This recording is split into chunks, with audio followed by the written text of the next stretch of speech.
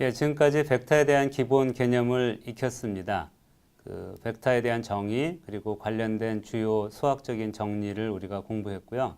그 수학적인 정리에 대한 응용으로 전하 간의 상호작용을 기술하는 그 전자기하학에서의 그 물체 운동 등을 우리가 구체적인 프로그램을 통해서 익히는 프로젝트도 진행했습니다.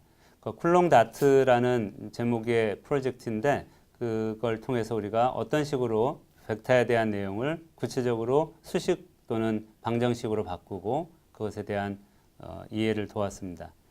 이번 주차부터는 같은 벡터에 대한 그 어널리시스된 아이디어를 그 휘어진 공간에 대한 것으로 적용 확장해 보려고 합니다. 그 카르티지안 코디네이션 원래 처음 얘기한 그 직교좌표는 이렇게 x, y, z가 서로 수직 관계를 이뤄서 마치 그 정육면체를 우리가 쌓아놓는, 나중에 구체적으로 설명을 좀 더 강의해서 드릴 텐데, 그렇게 우리가 좌표를 구성하는 거라고 치면 어떤 경우에는 예를 들면 이렇게 되는 직교좌표는 예를 들어서 이렇게 실린더 모양으로 된 그런 시스템이 있으면 적용하기가 굉장히 곤란하거든요.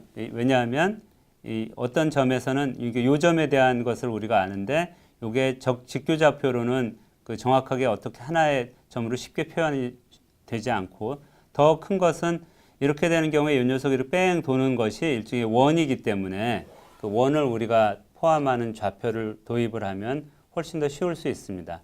그래서 이렇게 실린더 또는 이 구형도 마찬가지인데 우리가 구면 좌표라고 부르는 스페리컬 코디네이트를 우리가 생각한다라고 하면 이 구면 좌표에서도 우리가 새로운 그 똑같은 벡터를 표현할 수 있어야 되는데 이 강좌에서는 구체적으로 이것을 우리가 어떻게 다룰 건지를 얘기하겠습니다. 그래서 5주차에서는 우리가 그 여기 있는 것처럼 구체적으로 직교좌표에서부터 우리가 이 소위 스페셜 코디네이트 시스템이라는 그 원통 모양 또는 구 모양의 곡면 좌표에서 어떻게 표현할 건지를 공부해 보고요.